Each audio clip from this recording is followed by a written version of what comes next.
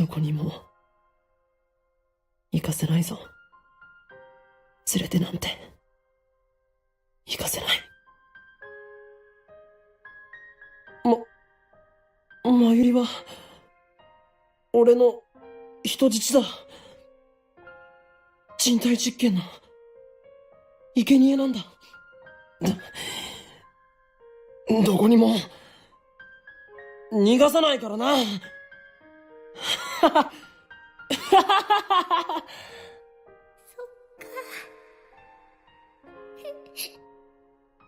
シは人質なんだね。じゃあしょうがないね。The Steins Gate franchise remains my top favorite sci-fi series to date. It easily tops any other time travel related fictional works and does something unique to complement its presentation. In this video, I will be analyzing Steins Gate, both the anime and the visual novel. Both of these medias have extremely different approaches to the same story. For one, the visual novel has some really nice looking art style, and it's in full 1080p support, which is a surprise since the game was developed in 2009. I spent a total of over 40 hours with 2 playthroughs of the visual novel, got my hands on every single computer graphic, except for 2. I don't know how to get these, and I'm not about to scour the whole game again just for that 100% completion. I did, though, complete the music in the cinematic collection. Rest assured, I will also be covering the anime adaptation. As per usual with my content analysis videos, my rating at the end will be purely based on the anime adaptation. In order to uncover the true genius of Steins Gate, I will be talking about many of its overarching elements, including characters, setup, pacing, ending, and honestly, one of the most mind-blowing side endings I've seen in storytelling. In this video, no major spoilers are mentioned, and I will warn beforehand if spoiler territory is entered. Without further ado, it's time to begin.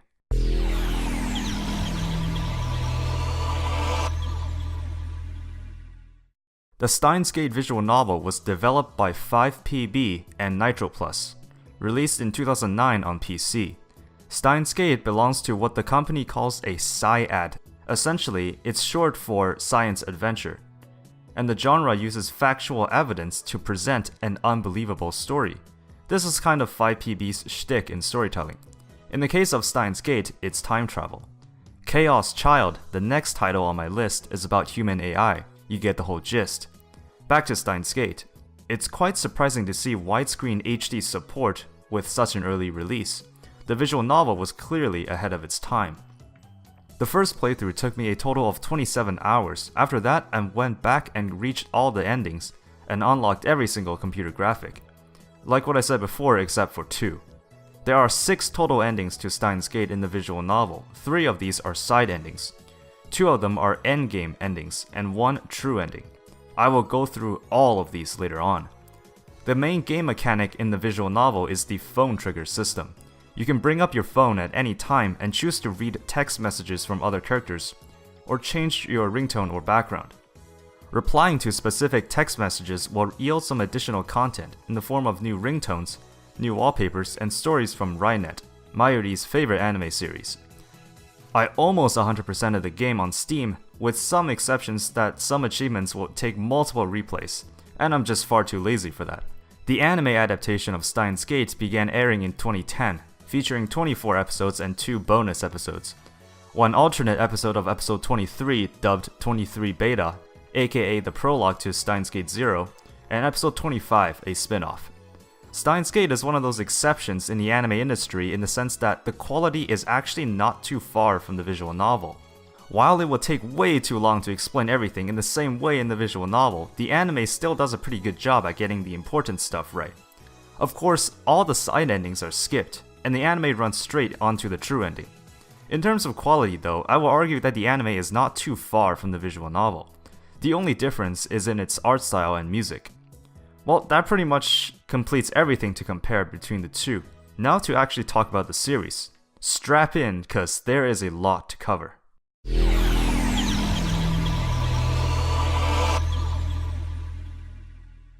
To start off, each and every one of Steins Gate's characters are extremely well thought out and developed.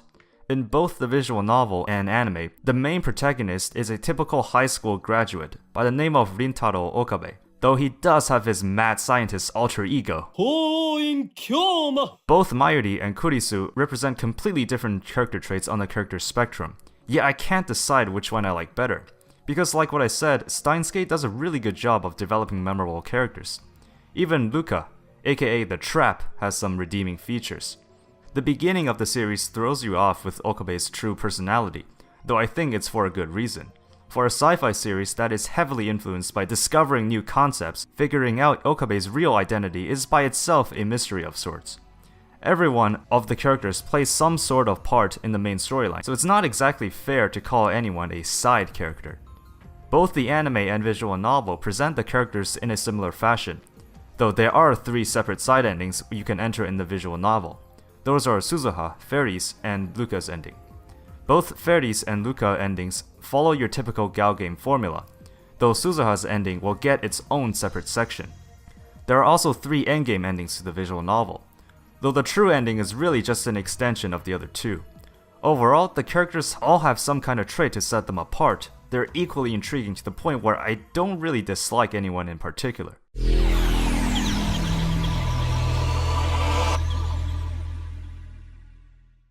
The setup of the time travel gimmick is Steins Gate's main shtick. Both the anime and the visual novel use the exact same method, though the visual novel goes into it in a lot more detail. The whole concept of time travel by anyone's standard first appeared to be a fool's dream. It's a fictional setup that we see on and on again in movies and TV shows, such as Back to the Future and Groundhog Day. However, Steins Gate begs to differ. The first thing that is established in the first episode of the anime, or the prologue in the visual novel, is to make the concept of time travel appear impossible. In the visual novel, Kurisu literally goes over every single existing theory about black holes and event horizons, and disputes each of them in detail. It's kind of contradictory if you think about it. A series about time travels, saying that time travel is impossible. However, this is actually quite important because it truly makes the audience believe that Steins Gate knows their stuff about what they're talking about. How the time travel process is set up is beyond genius. It's so insane that no one has thought of it in the past, and it works. See, Okabe and his crew doesn't actually build a physical time machine, but a microwave that has the functionality of transporting one's current memories 48 hours into the past. How does it do this? Well, it's gonna be a mouthful. At first, the group finds out that microwaving items in the microwave when the timer is entered with a hashtag in the beginning will cause the item inside it to turn into jelly. They did some research and dug up research papers from an organization called CERN. Of course, this is a parody name of the real CERN, spelled with CERN instead of SERN. For those who don't know, CERN in the real world is the creator of the www domains we see in the beginning of every website. The CERN in Steins Gate did some human testing on their Large Hadron Collider, or LHC for short. The LHC is able to compress particles beyond the speed of light, effectively creating a miniature black hole, allowing whatever is inside it to move beyond the event horizon. The event horizon is the phenomenon in which instead of traveling through space, you travel through time instead. Essentially the same thing as stepping into a black hole in space. Of course, the tests that CERN did yielded no fruit, and that's because they didn't calculate the Earth's rotation in which each test subject traveled back in time to. If someone is standing at a certain spot now, there's a very little chance that the Earth will just happen to be at the exact same spot in the time the test subjects were traveling to. This causes them to turn into jelly-like substances, since they couldn't materialize in the space they wanted to, which explains the items in Okabe's microwave turning into jelly. The crew then finds out that they can send emails to the past. They named it the D-mail. That's short for DeLorean mail, a reference to Back to the Future. They attempted to send different mails to different people, hoping to experiment and see the results. Meanwhile, Okabe is contacted by John Titor, a self-proclaimed time traveler. Historically, in the real world, there was once a person called John Titor, who said they were a time traveler in the year 2002, and said they had prevented a catastrophic event called the Y2K problem. He says he is currently in 2002 to prepare to travel back to the late 1900s, where research said he was searching for a fringe computer model called the IBM 5100. Apparently, the IBM 5100 had a hidden function that only a few people knew about, and that function was the key to stopping the Y2K problem. By the way, researchers did investigate the IBM 5100 in real life, and indeed found that there is a hidden function. However, in the Steins Gate universe, John Titor's lore is expanded by a ton, because of Okabe's ability to retain the memories of previous timelines, which he conveniently dubbed reading Steiner. The Steins Gate universe, John Titor orders Okabe to be the savior of the world, which sounds pretty absurd if you think about it. However, it's not until Okabe starts to get mysterious messages from presumably CERN that things start to get interesting. The crew retrieves an IBM 5100 computer from Lucas' shrine, since it is needed to hack into CERN's database. They find out something about a lifter, a mechanism that allows the gravitational force of a black hole to be negated. Kurisu describes it as holding open a clutched fist to symbolize the lifter in action. Whereas the fist is the black hole, the force keeping it open is the lifter. They find out that because their lab is situated above a cathode ray tube television workshop, a CRT just happens to have the same frequencies to act as a lifter. Hence why the items in the microwave could time travel in the first place. However, there is still a problem. You can't fit a person inside the microwave, and even if you could, they would turn into jelly. Well, that's where Kurisu comes in and saves the day once again. See, she found a way in her studies to turn memories into data. In the visual novel, this part is explained so well I had trouble keeping up. Now, because D-mails only allow 36 bytes of data to be entered in each segment, converting someone's memory, which is around 4 terabytes, and converting it to a mere 36 bytes is no easy feat. However, Kurisu essentially creates an endless loop of shortcuts. Essentially, memories will be converted to endless layers of shortcut folders, like on your computer. I'm sure that's pretty easy to imagine. Next, they send the compressed memory into CERN's LHC, then prompt whoever is using the time leap machine to cause their past self's cell phone to ring 48 hours in the past. Once they answer it, the data will be transferred via electrical signals to the target's temporal lobe and hippocampus, where memories are stored. This means the target's memory will be replaced with a version that has been 2 days into the future, effectively letting them know what's going to happen in the next 48 hours. The target can only time leap when the machine is done building, but that's pretty common sense. This is just simply incredible. The time leap machine consists of a mixture of astronomy, physics, and neuroscience. Like what I said previously, it's so insane that no one has thought of it in the past. And it works. Everything about it just works. But that's not all to the time travel gimmick. Suzuha reveals that the world consists of timelines. There are smaller timelines from bigger timelines known as attractor fields. Suzuha compares it to a rope, where the intertwining portions that make up the rope itself are the smaller timelines, and the rope in its entirety is the attractor field. The difference in timelines can be seen on a contraption called the divergence meter made from Nixie tubes. The more significant a change is, the more that number changes. This whole concept is known as the world-line divergence theory, and Okabe's goal is to change the first digit of the divergence meter from 0 to 1, effectively traveling from attractor field alpha to beta, which means he would change the events of the world on a much larger scale. That pretty much covers all of Steins Gate's setup. However, how all of this is implemented in its story is a complete other scenario.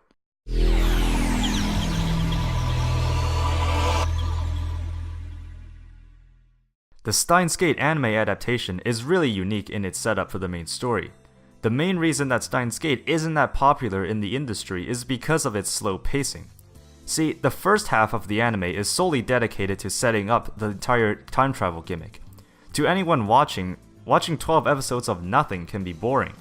Like most anime, people want the story to get good right off the bat, aka every single modern anime these days. However, Steins Gate is special. The 12-episode setup is absolutely needed to showcase its brilliance. See, none of the 12 episodes contain fillers.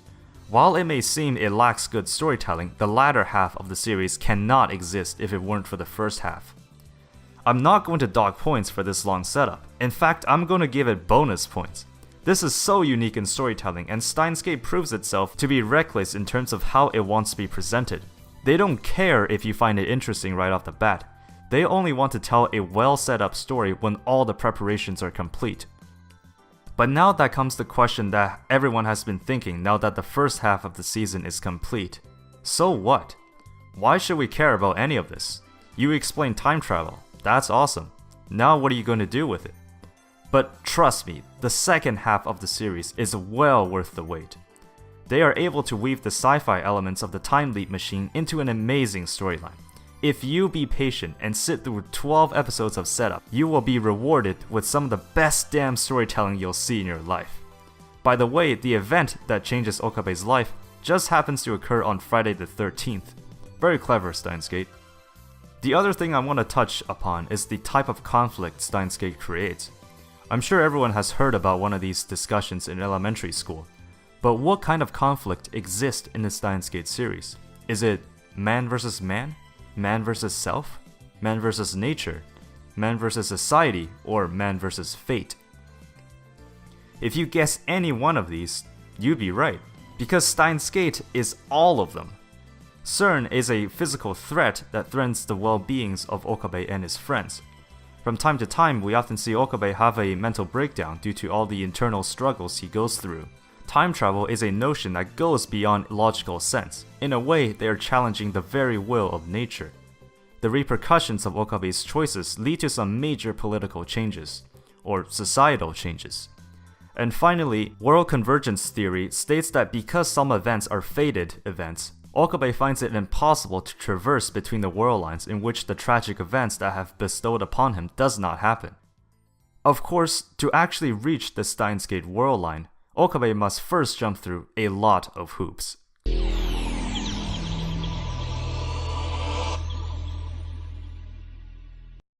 Like what I said in the intro, the Steins Gate visual novel offers 6 different endings.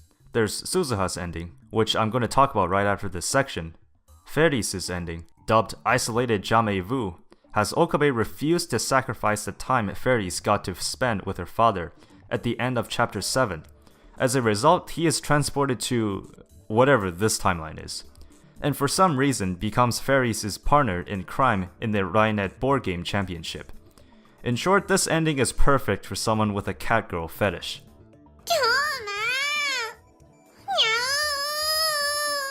Luca's ending, Link of Corruption and Rebirth, can be reached by refusing to sacrifice Luca's identity at the end of chapter 8. Doing so will yield in an alternate timeline in which it's okay to like traps. Enough said, let's move on. The 3 endgame endings are Mayuri's ending, Stardust Sky, Kurisu's ending, Paradox Meltdown, and the true ending, Open the Steins Gate. They have pretty cool names, but Kurisu's ending is really just an extension of Mayuri's ending. And the true ending is really just an extension of Kurisu's ending. Which final ending you will arrive in depends on how many true ending flags you've achieved during the entirety of the story. Okabe will receive specific text messages from Kurisu, and you must respond with specific answers to each of these texts.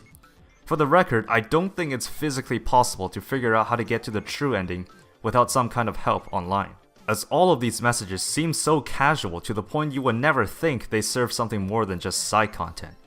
The game never gives you hints as to which choices lead to the true ending. To add insult to injury, if you miss a flag, it will lock you out on future flags permanently. So you have to not miss a true ending flag for the entirety of the game.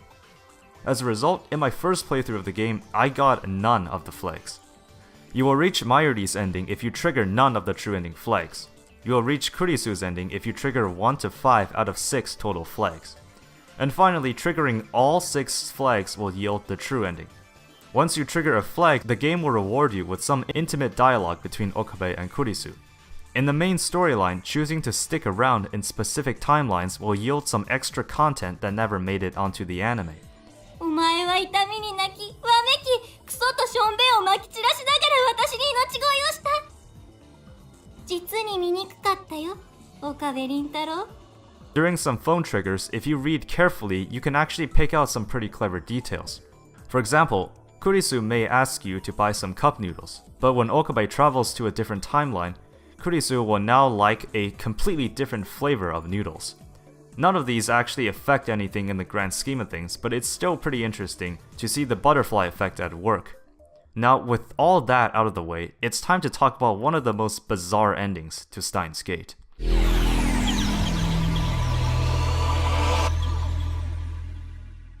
Suzuha's ending, named Irreversible Reboot, can be reached by refusing to sacrifice the time Suzuha spent with Okabe and friends at the end of Chapter 6. Choosing this option will cause Okabe to use the time leap machine to travel 48 hours into the past, and the gang will go on a bike ride to see the Kamiket convention, or Kamima, as it's known in the Steins Gate universe. In order to protect this reality, Okabe resets the last 2 days again and again so that he'll never have to make the sacrifice.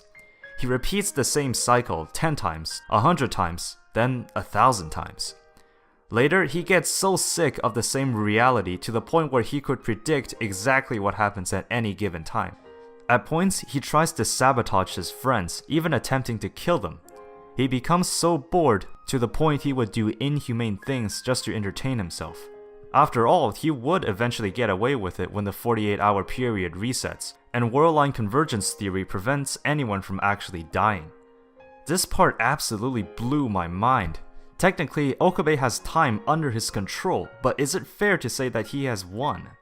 Can you imagine spending the exact same 2 days over and over for all of eternity? It's insane to even think about it, yet here he is, choosing to sacrifice his mental well-being for the sake of protecting his friends. How this ending came to a conclusion also made me think about what I should take away from this. One day, Okabe acts so out of place to the point where Suzuha pulls him aside and literally says to him, "You've been here before, haven't you?"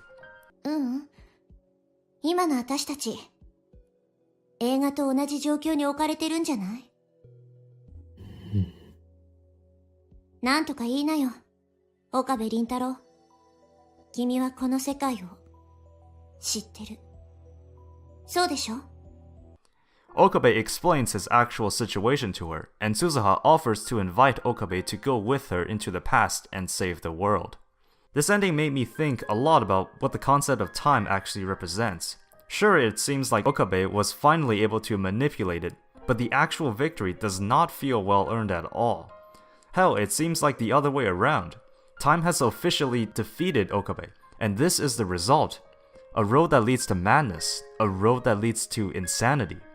Maybe this is what the title of Steins Gate meant by God's Last Warning.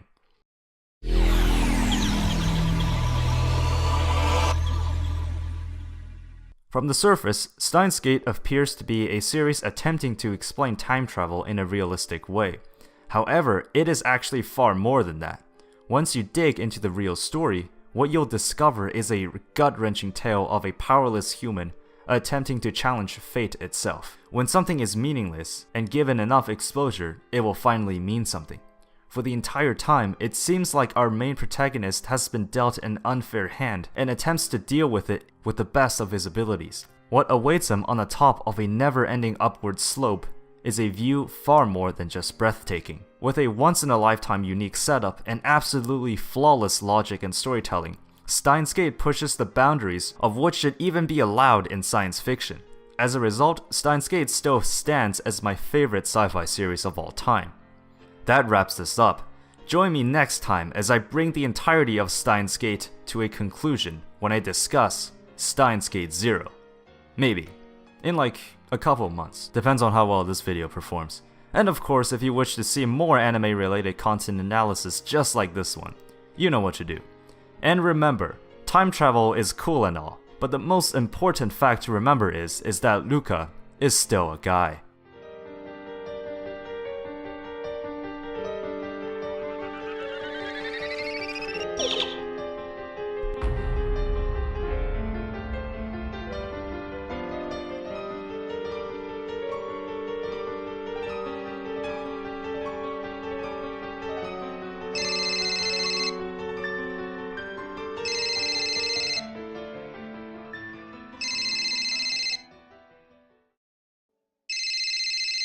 はい、もしもし。え？誰が？僕が？お父さん？君の？何言ってんの？は？岡部倫太郎に代われ？なあ、オカリン。謎の女が変わってくれってさ。誰だ？お願い。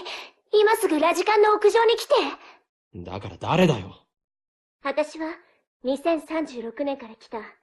そこにいる橋田至の娘。名前は天音鈴葉。ちょっと待て。鈴葉が。なんでここにいるんだ？